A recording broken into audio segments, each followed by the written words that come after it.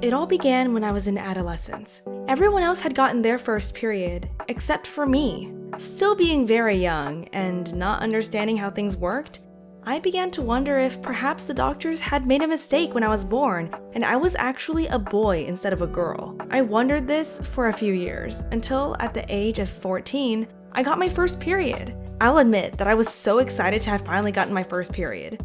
Now I was a woman, and just like everybody else. I was a very weird person because I would be excited every time my period would arrive. Most people dread their periods, but I didn't. Every time I got a period, I would be very happy because to me, having a period was an indication that one day I'd be able to bear children. It was a necessary evil to go through, and I was grateful for it, even when I got really bad cramps. Even at the beginning of getting my periods, I noticed something was off about how often they would occur. Sometimes they would occur every month, but other times I would miss a month or I would have my periods super close together. I had heard that it's normal for periods to be irregular when you first start getting them, so I didn't worry about it too much. Fast forward a few years, and I began to notice my cycle getting weirder and weirder. One time, I had 2 separate periods only days apart from each other. Another time, I had a period that lasted for an entire month. And one time, I even missed my period for 7 months straight. I knew that something was wrong with me, so I went to Planned Parenthood a few times to try and get things checked out. When I went in, they didn't do any physical exams on me, but just prescribed me birth control to regulate my periods. To be honest, I didn't feel comfortable taking the pills because something about it just didn't feel right to me. I can't explain why, but I was very wary of putting those pills into my body, so the first time they gave me a prescription, I threw it away. The second time, I actually ended up taking the pills for about 2 months before stopping. The reason I stopped was because I had done some additional research and discovered that birth control doesn't give you a real period at all. Birth control keeps a woman from ovulating, and so when she's bleeding, she's having what's known as withdrawal bleeding. If that's the case, then what am I even taking those pills for in the first place? If I was going to have a period, I wanted it to be real. Not only that, but I wanted something that would help me solve my problem, not just mask over it. I don't know why, but I waited again for a few years before finally trying to see what was wrong with me. It started with an internet search. I typed into the search bar, reasons why my periods are irregular, and I clicked on some of the first pages. There were a couple different reasons that I could possibly be having such a messed up cycle, but the one that seemed the most likely to me was something by the name of polycystic ovarian syndrome, or PCOS for short.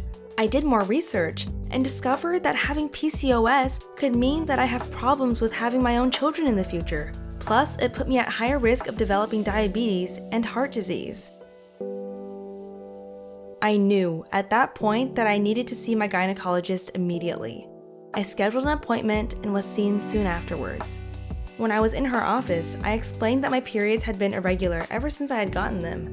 I brought up all the strange occurrences that had happened regarding my period previously, and I also brought up the fact that by the time I had seen her, I had been missing my period for 3 months already. After hearing my symptoms, noting that I did not take birth control, she immediately asked if I had ever been tested for PCOS. I told her that I had not, so she ordered a test for me and referred me to another facility for an ultrasound. I was to get both of these done and then see her again in 2 weeks for my results. When I left the office to go back to my car, I was in a daze. I had went into the office knowing that I was going to request getting tested for PCOS, but now it was actually happening. This wasn't just a thought in my head now.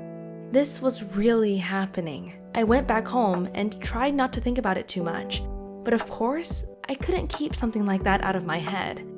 Ever since I was a young child, I had always wanted to experience pregnancy and be a mother.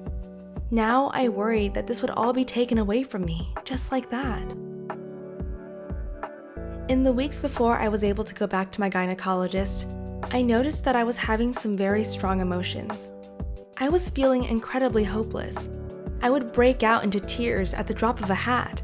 I would get bouts of anger and irritation at others because of what I was going through. And sometimes the sadness would be so bad that I didn't even want to get out of bed, socialize, or eat.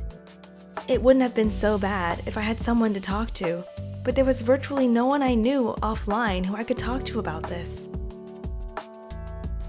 I was afraid of burdening others with my sadness, having people dismiss my feelings because I didn't have an official diagnosis yet, and people trying to give me advice on what I should do in such a situation, despite them never having gone through what I was going through. In the end, the only people I was able to talk to were some people in my support groups online, my therapist, and God. Finally, the day came when it was time for me to get my results from the test and the ultrasound.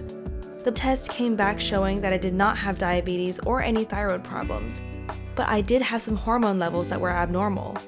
As for the ultrasound, it showed that I indeed had cysts on my ovaries, and one of the cysts was so big that they ordered an additional ultrasound for a few months from now to see if they'll need to consider surgically removing it. When I heard my results, I kept my composure and asked what we could do about it. The doctor said that she was going to prescribe me a medication that I could take if I missed my period in order to induce it. She said that it wasn't birth control, but it would help to regulate my period. It's been a few days now since I've gotten my diagnosis, and I will admit that coping with it hasn't been easy. I've taken a few days off of work to try and let things settle a bit more, and while I've tried to keep my spirits up, I still feel really down sometimes and worry about what my future will look like because of what I have. Even though it hurts, I know that being diagnosed with PCOS is not the end of the world. I can still have a happy and fulfilling life, even with what I have. The thing I've been reminding myself has been that I am not my diagnosis. Instead, I am a person. I may have to make adjustments to some of my lifestyle choices, but PCOS does not define me as a person. I am stronger than my diagnosis, and know that no matter what happens, I am going to be okay. I am a warrior and a fighter, and I'm not going to let this stop me from living my life.